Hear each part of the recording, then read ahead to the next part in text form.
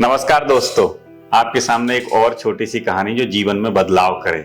देखिए, हमारे शरीर के दो भाग होते हैं, पॉजिटिव और नेगेटिव, है ना। और क्या ताकत होती है पॉजिटिवता और नेगेटिवता में, वो ये आपको इस स्टोरी से जरूर समझ में आएगी। दो ऋषि हुआ करते हैं, दोनों साथ में रहते हैं, जीवन यापन करते हैं, क्योंकि गृहस्थ जीवन छोड़ के वो केवल सन्यासी रहते हैं। सन्यासी रहते भगवान का भजन ध्यान करते रहते हैं और गांव गांव जाके भिक्षा मांग के अपना जीवन यापन करते हैं। बहुत 12 महीने घूमते हैं, पर एक समय क्या बरसात आती है 4 महीने के लिए, तो उन्होंने सोचा कि क्यों ना बरसात में अपनी एक स्थान बना के और वहां रुका जाए, आसपास के गांव में जाके भिक्षाटन करते वो। तो उन्होंने एक छोटे से गांव के पास में एक दिन भर मेहनत करके एक झोपड़ी बनाई ताकि बरसात से वो बच सके, और गांव में भिक्षा मांगने गए। तभी बरसात का समय था, जब सीजन आता है, मानसून आता है, तब आंधी तूफान भी बहुत चलती है। आंधी तूफान इतनी जोर की थी कि वो पूरा उन्होंने जो झोपड़ी बनाई थी वो उड़ जाती है। और तब वो जब गांव से निकल के आते हैं तो देखते हैं कि जो दिन भर उन्होंने काम किया था, वो पूरी भिक्षा जो उनकी झोपड़ी थी उसका ऊपर का छप्पर आधा उड़ चुका था, आधा ही बचा था। तभी एक साधु सोचता है, हे ईश्वर, तू क्या कर रहा है अपने भक्तों के साथ? हम दिन रात तुम्हारी सेवा करते हैं, दिन रात तेरा नाम लेते हैं, घर छोड़ा, बार छोड़ा, सब कुछ किया तेरे ऊपर ही। वाकई में वो लोग सही हैं जो तेरा भजन नहीं करते हैं। तूने हमारे जैसे इंसानों की भी झोपड़ी नहीं बचाई, ये भी उड़ा दी, अब हम क्या करेंगे?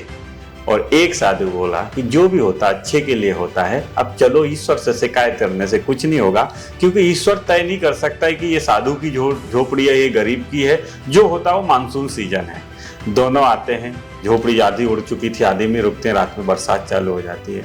वो रात भर सोच रहा है, ईश्वर किसी का भला नहीं कर सकता है तू, क्योंकि एक नेगेटिव था एक पॉजिटिव था। वो ईश्वर को कहीं ना कहीं कोसता रहता है कि ईश्वर हम नहीं भला, पर एक बड़ा प्रसन्न होता है, हे ईश्वर तू कितना मेहरबान है कि तूने झोपड़ी भी उड़ाई तो आधी उड़ाई, आधी तो हमारे लिए बचा ली। शायद यही मेरी भक्ति का फल है। तू चाहे तो पूरी भी उड़ा सकता था, कुछ भी ना यहाँ बचता।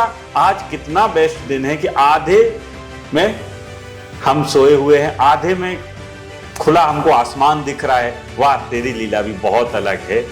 ऐसा हमको जीवन में पहले कभी नहीं मिला था दृश्य कि रात में सोए सोए हमको यहाँ से चंद्रमा दिखे और आसमान दिखे। आज हम बचे भी हुए हैं और आसमान भी दिख रहा है। इतना बढ़िया दृश्य कैसे हो सकता है? तो एक बड़ा ही खुश था, एक पूरी रात नहीं सो पाया, एक आनंद ही आनंद सो रहा था और बढ़िया ईश्वर को बार बार धन्यवाद कर रहा था कि तूने हमारी आधी झोपड़ी बचा ली।